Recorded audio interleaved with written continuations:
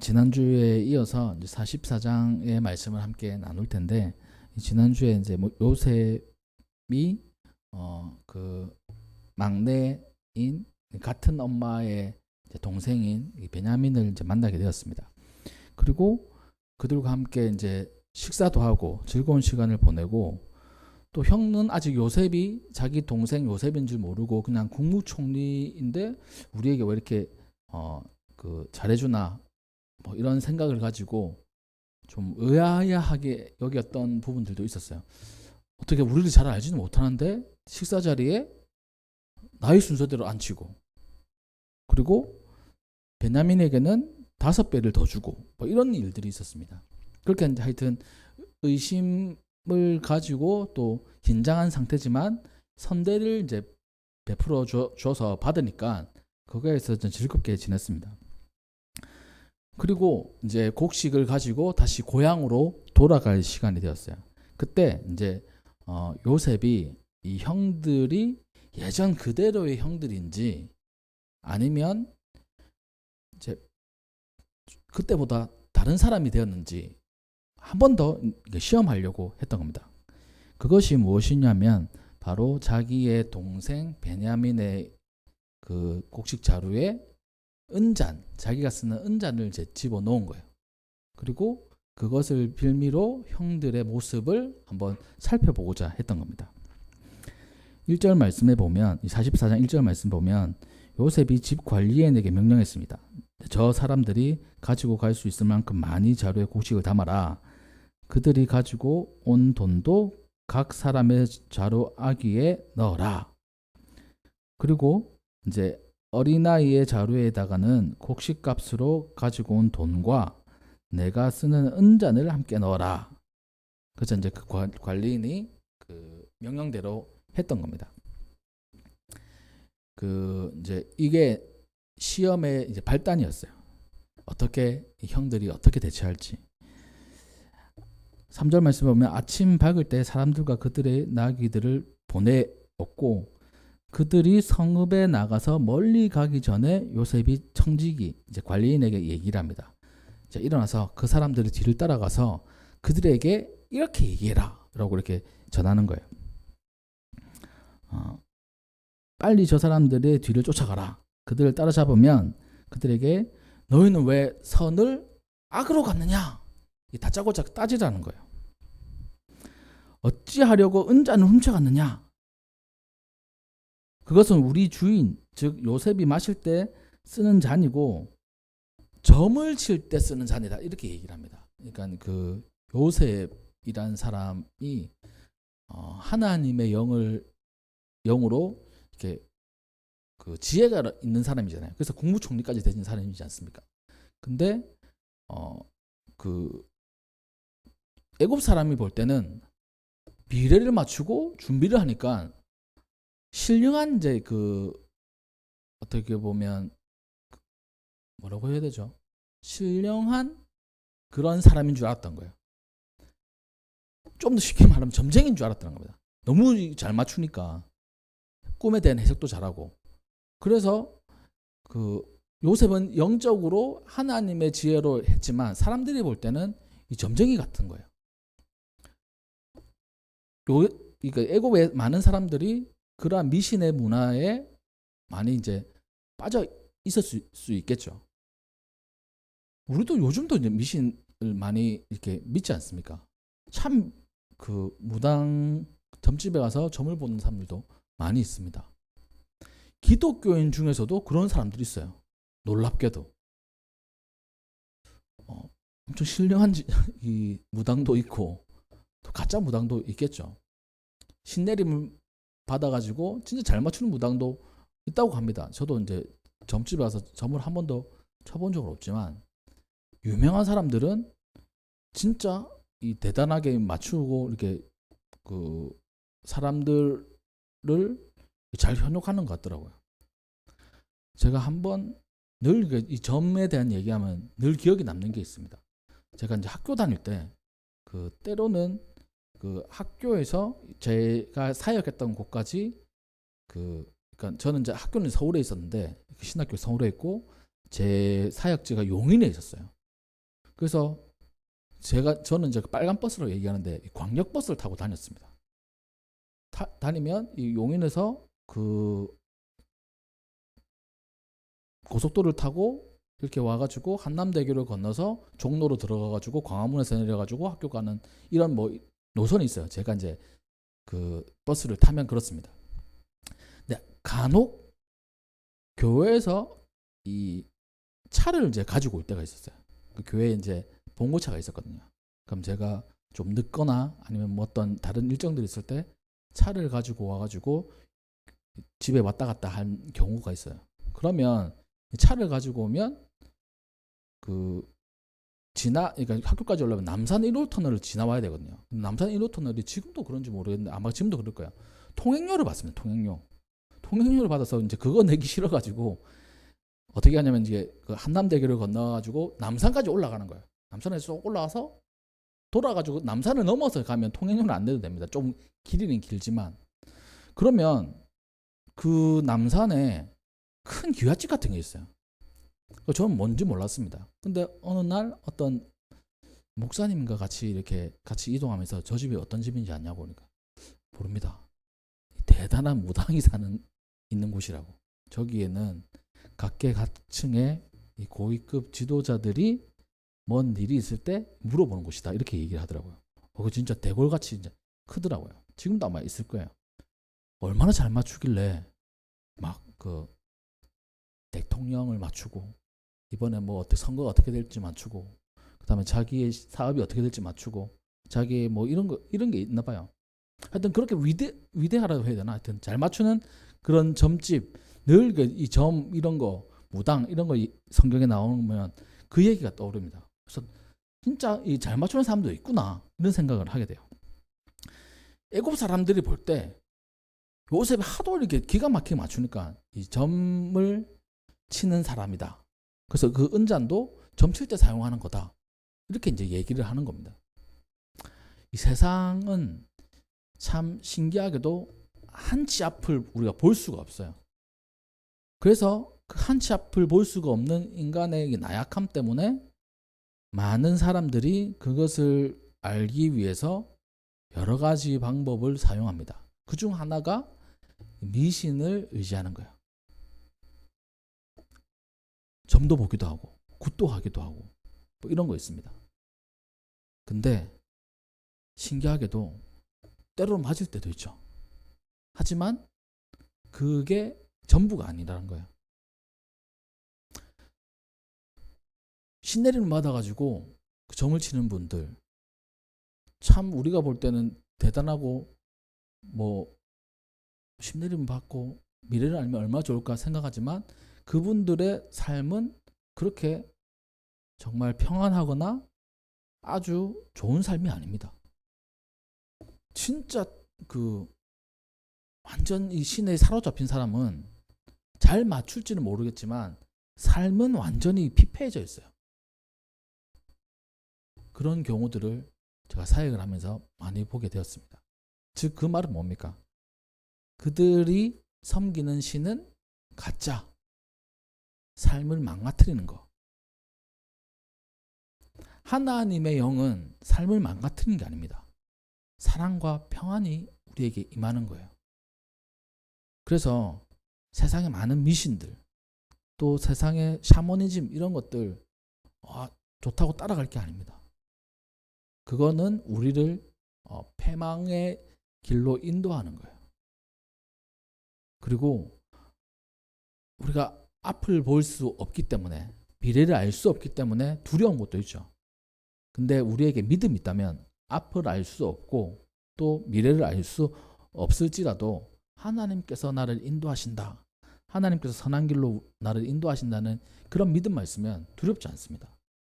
바라기는 여기 있는 모든 분들이 그 하나님의 인도하심을 늘 신뢰하고 그 길을 따라가시기를 주님의 이름으로 축복합니다. 그래서 오늘 말씀에 나와 있는 여기에 은잔 세상 사람들, 애굽 사람들이 볼 때는 뭐 점치는 도구다 뭐 이렇게 얘기를 하고 요셉도 뭐 그렇게 얘기했지만 실제적으로 요셉을 인도하시고 그리고 그 요셉에게 지혜를 주시는 분은 하나님이시라는 거예요.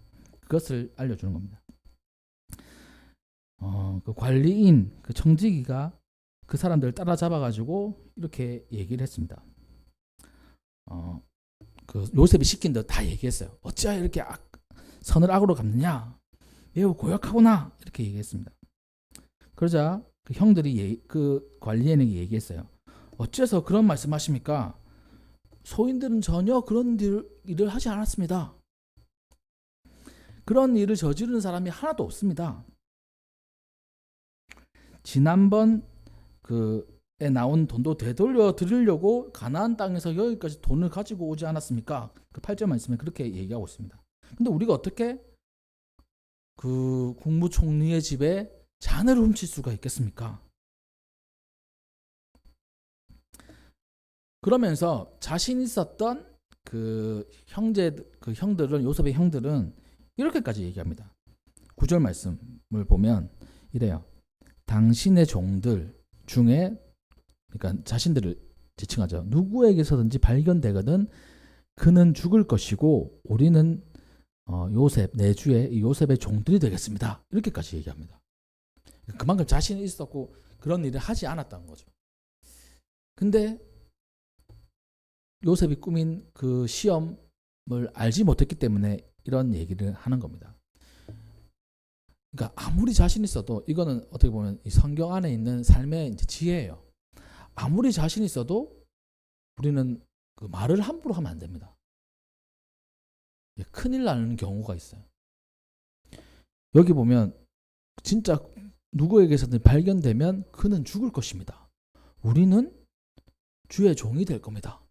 이렇게 확언을 하는 거예요. 이 확신에 찬 이 확언을 할 때는 100%라고 이제 믿기 때문에 그렇지 않습니까? 근데 우리 인생 가운데 100%로 확신할 수 있는 건 아무것도 없어요. 실제로 100%로 우리가 확신할 수 있는 거 진짜 아무것도 없습니다. 작은 확률이지만 그걸 비껴나갈 일들이 참 많아요. 다만 예를 들어서 이 말씀 안에 이 형제들도 마찬가지입니다. 그 전에 자루 안에 돈이 들어있었던 사실을 아무도 몰랐습니다. 얼마 전에 일이에요. 아무도 몰랐는데 진짜 자루 안에 돈이 들어가 있는 거예요. 그런 걸 체험했음에도 불구하고 이번에는 아니다라고 확신한 겁니다. 여기서 우리가 한 가지 더 그 삶의 지혜죠. 진짜 확언하기보다는 다른 사람들 앞에 확언하는 것보다 우리의 감정이나 또 우리의 자신감을 또 숨겨야 될 때도 있어요. 그게 어떻게 보면 우리 인생의 지혜로운 한 모습, 한 태도라는 겁니다. 우리 주변에, 우리 성도님들 주변에도 정말 그 얘기를 할 때 좀 과장되게 얘기하시는 분들 있잖아요. 만약에 뭐 그러니까 이런 겁니다. 아픈 게 한 10 정도 아픈데 100 정도 아프다고 이렇게 얘기하는 사람도 있고, 자기가 가진 게 한 100만 원인데 1000만 원 가지고 있다고 이렇게 불리는 것도 있고, 자기가 했던 일들, 그러니까 그 난이도가 상중 하중에 이제 중인데 상처럼 얘기하는 사람도 있습니다. 그런 분들. 예를 들면 또 이런 거야. 그 다들 이제 남자분들은 군 생활을 한 분도 있고 이제 안 한 분도 있는데, 군 생활 할 때 자기 부대가 제일 힘들어요. 저는 이제 그 GOP에서 그 근무를 했거든요. 철책선에서 근무를 했기 때문에 농담 반 진담 반으로 이렇게 얘기합니다. 내가 북한군 몇 명 잡았다고. 그렇게 얘기들 합니다. 거짓말이죠, 그렇지만. 근데 북한군 만날 수도 없어요. 그 철책선이라고 해도. 망경 해가지고 엄청 자세하게 봐야 볼까 말까? 안 보입니다. 그 안에 지피로 넘어가가지고 들어가야지 보이죠.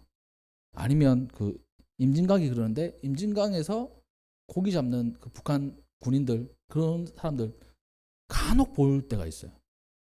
그러니까 군생활 할 때도 진짜 별로 안 힘든데 힘들다고 막 자기 군생활의 이야기들을 부풀리며 얘기하는 남자분들 많이 있죠. 그런 것처럼 우리 인생 가운데 그 뭐 부풀리고 이런 것들 자제할 수 있어야 됩니다. 아무리 확신해도 우리 입 밖으로 낼 때는 좀 더 조심하고 한 번 더 생각하고 이렇게 할 수 있어야 돼요.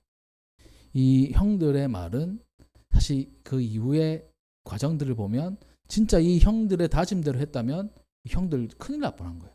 그러기에 우리 성도님들도 인생을 살아갈 때 아무리 확실해도 사람들 앞에서 그걸 좀 숨길 수 있어야 되고 또 자신의 감정 또 자신의 이 확신을 좀 숨길 수 있어야 돼요.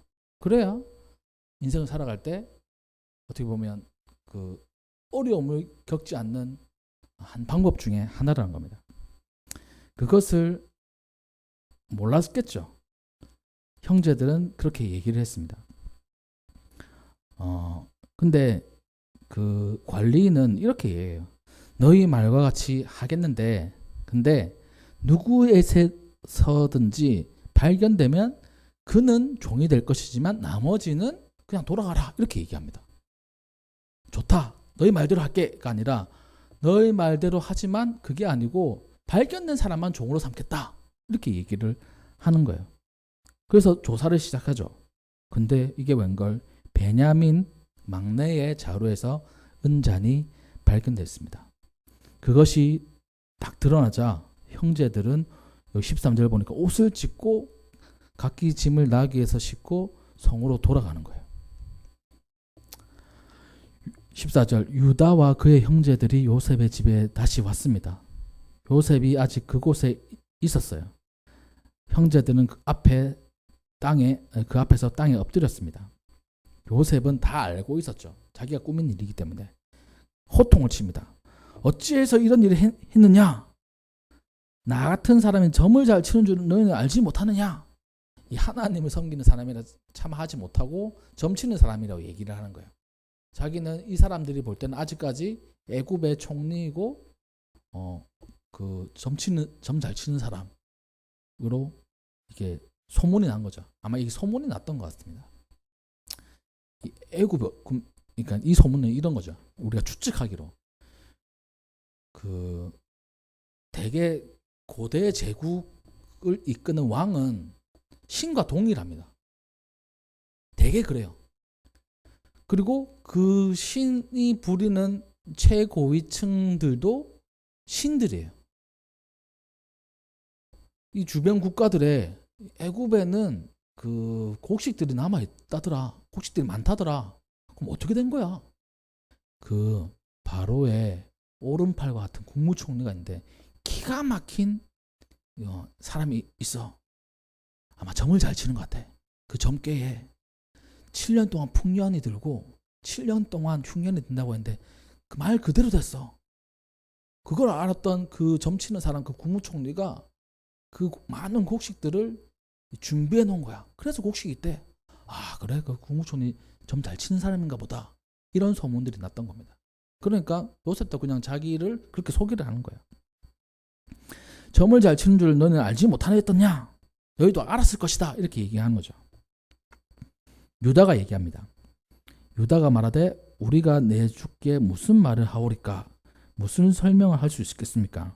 어떻게 우리의 정직함을 증명할 수 있겠습니까? 하나님이 종들의 죄악을 찾아내셨으니 우리와 이 잔을 발견된 자가 다 주의 노예가 되겠습니다. 이렇게 얘기합니다. 어쩔 수 없이 그냥 싹 다 그냥 노예가 되겠다 이렇게 얘기를 하는 겁니다. 그냥 우리를 보내주세요가 아니고 동생만 남길 수 없는 거예요. 그냥 우리가 다 노예가 될게요. 이렇게 얘기했습니다. 요셉은 말해요. 17절 결탄코 그렇게 하지 않겠다. 잔이 그 손에 발견된 자만 내 종이 되고 너희는 평안히 돌아가라. 너희 아버지께로 돌아가라. 고향으로 돌아가라. 이렇게 얘기합니다. 다시 유다가 얘기해요. 그에게 가까이 가서 말합니다. 18절 말씀. 요셉에게 간청합니다. 이 종이 주인께 감히 한 말씀만 드리는데 용서해 주십시오. 바로와 똑같은 분이시기 때문에 당신은 바로와 똑같은 분이시기 때문에 나에게 노여워하지 마시기 바랍니다. 이전에 당신께서 종들에게 아버지나 아우에 대해서 이렇게 물으셨습니다. 그때 이렇게 제가 쫙 대답을 했어요. 아버지가 계시고 그 아버지의 사랑하는 그 동생이 있었는데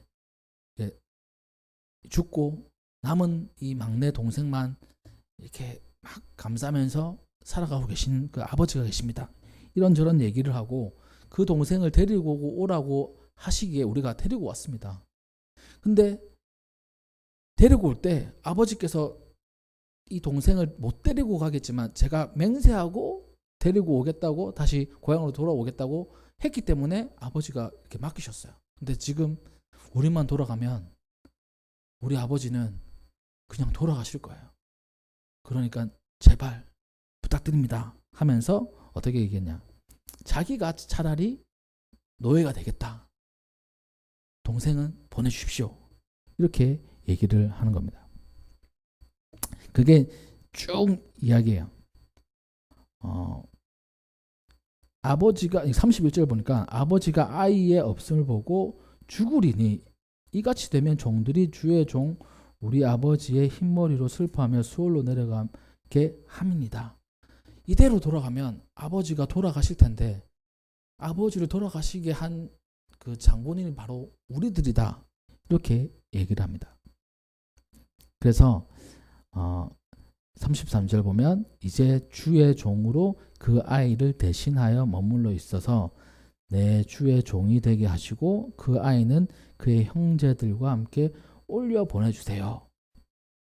그 아이가 나와 함께 가지 아니하면 내가 어찌 아버지께로 올라갈 수 있겠습니까? 두렵건대 제 애가 내 아버지에게 미침을 저희들이 볼 것입니다. 이렇게 하면서 이번 장이 끝납니다.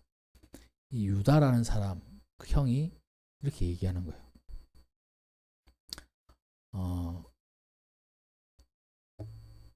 이 이야기를 통해 가지고 그 형들의 변했던 모습을 우리가 발견하게 됩니다. 지난주에도 제가 말씀드렸죠. 사람이 변할까? 결코 변하지 않는 사람들 있잖아. 인생을 살아가다 보면 그 많은 사람들이 있습니다. 성격 안 변한다고 얘기를 해요. 성품 변하지 않는다고 얘기합니다. 근데 시간이 지나면서 성격 변하는 사람이 있어요. 그리고 또 하나님을 체험한 사람은 또 성격이 변합니다. 악한 그 성품이 사그라들고 선한 성품으로 변하는 분들 있어요. 이 형들, 특별히 유다 어떻게 해서 변했을까요? 그동안 어떤 일이 있었을까요? 나이가 들면서 철이 들었을까요? 그게 한 가지고요. 두 번째는 진짜 이 마음의 성품이 변했던 겁니다. 하나님으로 인하여서. 자기 아버지가 믿고 이 조상 대대로 믿어왔던 이 하나님에 대한 이 신앙이 그들 마음속에 있어가지고 그때 우리가 진짜 잘못했구나. 이걸 깨달았던 거예요. 그래서 이제는 그 앞에 요셉을 팔거나 죽이려고 했던 그 모습을 회개하면서 더 이상은 동생을 잃어버리지 않겠다는 마음을 가진 겁니다. 그래서 동생 대신해서 자기가 종이 되고 자기가 죽겠다고 유다가 얘기를 하는 거예요. 다음 주에 이제 45장 말씀을 한번 살펴볼 텐데 이 얘기를 듣고 요셉이 옛날 형들이 아니구나. 이걸 깨달았습니다. 그래서 요셉이 자기를 드러내고 그 이야기가 이제 마무리로 나아가는데 오늘 본문 말씀을 통해서 우리 성도님들에게 한번 여쭤봐요. 우리의 인생 또 우리의 성품 변할 수 있을까?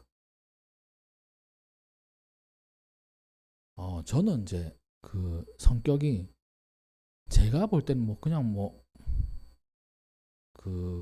평범하고 그런데 다른 사람들 볼 때 우리 성격들 있잖아요.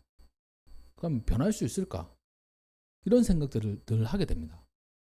목사면 좀 더 적극적이기도 하고 또 사람들하고 잘 어울리기도 하는데 근데 이게 약간 애매해요. 제 성격이 처음 본 사람하고도 잘 어울리고 하는 분들 많죠. 목사면 이제 그런 성품들을 가지고 있어야 됩니다. 사람들 만나는 거 좋아하고, 이 사람들하고 이렇게 그 관계 맺어가는 거 좋아하고. 근데 저는 좋긴 좋은데 사람들 만나는 게 좋냐, 혼자 있는 게 좋냐 이러고 있을 때 혼자 있는 편은 좀 더 좋거든요. 그래서 그 전에 있던 교회에서도 그 저희 담임 목사님께서 늘 얘기하셨어요. 박 목사는 여기 있을 때 그런 거를 연습해야 된다고. 사람들하고 만나고 또 사람들을 대하는 거, 성도님들 대하는 거, 늘 그런 얘기 하셨습니다. 저는 내성적이라고 생각을 안 했는데 가만히 뒤돌아보면 참 내성적인 성격들이 있었어요. 사역하면서 조금씩 변한 거예요. 어릴 때 그런 적이 있었다고 하더라고요. 제가 그 우리 막내만 할 때 한번 3학년 4학년쯤 되겠죠. 학교 그 등교하려고 다녀오겠습니다 하고 나갔는데 갑자기 제가 들어오더래요. 엄마 봤더니만 같은 반인지 아마 같은 반이 아니었던 것 같습니다. 다른 반 여학생이 지나가는데 그게 부끄러워가지고 다시 들어왔다 하더라고요. 같은 반도 아니에요. 그래가지고 그런 모습을 내가 그런 시절이 있었구나. 또 가만히 보면 그 친구들을 저희 집에 엄청 많이 데리고 왔거든요. 남자애들 데려와가지고 집에서 뭐 육개장 끓여 먹고, 또 우리 집 앞에 그 공터가 아니고 도로인데 골목 도로 있지 않습니까? 차도 지나다니고 사람도 지나다니는. 그래서 우리 대문에 농구 골대 걸어놓고 농구하고, 그러면 좀 비좁다 싶으면 저기 그 앞에 학교가 있어가지고 학교 가서 축구하고 야구하고 이렇게 늘 놀았어요. 그래서 늘 친구들하고 놀았습니다. 그런 거 보면 또 성격이 그것도 아닌 것 같기도 하고, 이건 이상해요. 진짜 이제 그 막 정의 내릴 수 없어요. 중립 어느 그 막 내성적이다, 외향적이다. 그래서 약간 내성적인 그런 성격이었던 것 같습니다. 근데 이런 거를 그 주변에서 보면 당신은 내성적이기 때문에 이 사역에 어울리지 않아. 좀 더 연습을 하든지 성격을 고쳐야 돼. 이렇게 얘기하시는 분도 있고, 또 어떤 분들은 그에 맞는 사역의 이 모습들을 찾아야 돼. 이렇게 얘기하시는 분들이 있어요. 그러니까 이 모든 성격들 사이에서도 우리 성도님들도 마찬가지입니다. 나 이런 모습 참 싫은데. 이건 제가 담은 예를 든 게 그런 내성적이고 외향적인 그런 성격들만 이렇게 얘기를 했지만, 자기만 아는 자기 안에 그 나쁜 성격들이 있어요. 나쁜 그런 그 악한 모습들. 바꾸고 싶은데 잘 바뀌지 않아요. 또 그것을 그 다 버려보고 싶은데 문득 이렇게 나타나요. 또 한편으로는 우리 부모님들 향해서 우리 부모님들도 저런 모습 참 안 좋은데, 이런 게 있을 수 있습니다. 그렇잖아요. 부모님이라고 다 좋겠어요. 근데 시간이 지나보면 제가 그걸 닮아 있는 거예요. 내가 저걸 닮았네. 안 좋은 모습들. 이걸 변화시킬 수 있을까? 많은 사람들이 성격을 변하지 않는다고 하는데 이 안 좋은 거 평생 안고 살아가야 되는 거 아닌가? 이런 생각들을 하게 됩니다. 그런데 오늘 본문 말씀을 통해서 우리가 알 수 있는 것은 하나님이 이게 만지시면 그 악한 성격, 성품도 변할 수 있다는 거예요.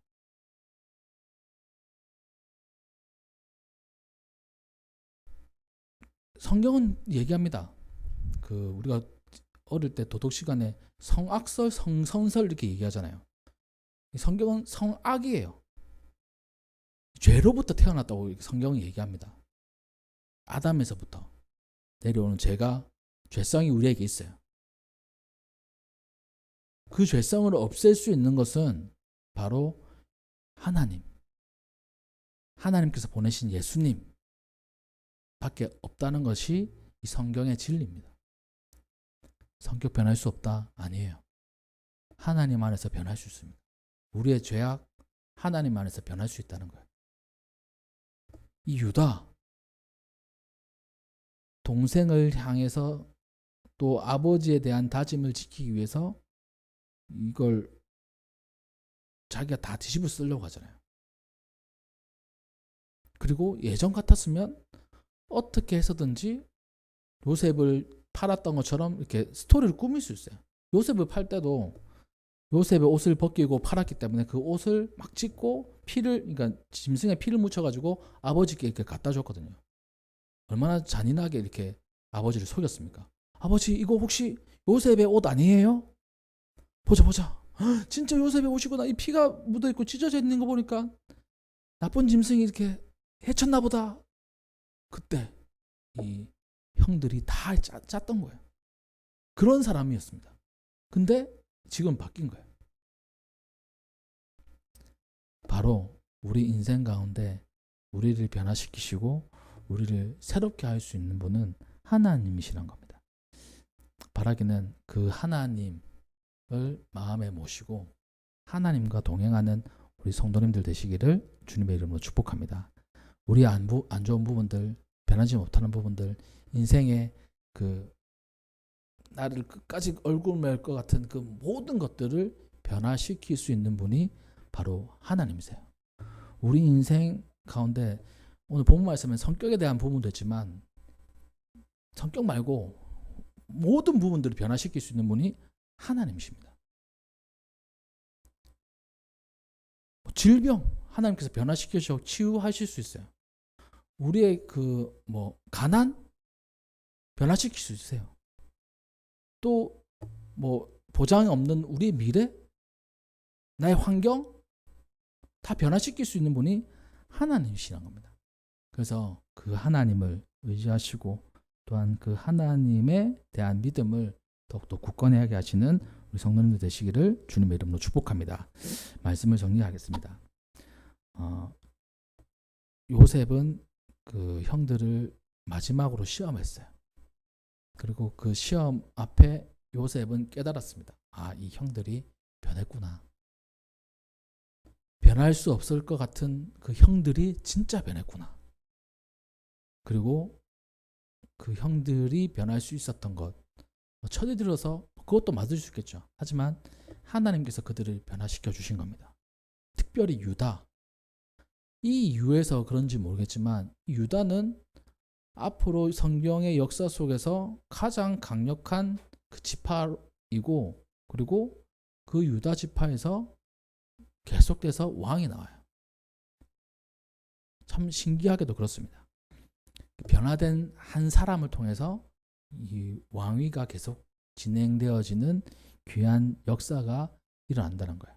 우리 모든 성도님들의 삶에 변화돼야 될 부분, 지금까지 변화되지 않았던 그 모든 것들을 변화시킬 수 있는, 좋게, 아름답게, 선하게 변화시킬 수 있는 분이 바로 하나님이심을 굳건히 믿으시고 우리 하나님과 함께 하시는 모두가 되기를 주님의 이름으로 축복합니다. 네, 기도하겠습니다.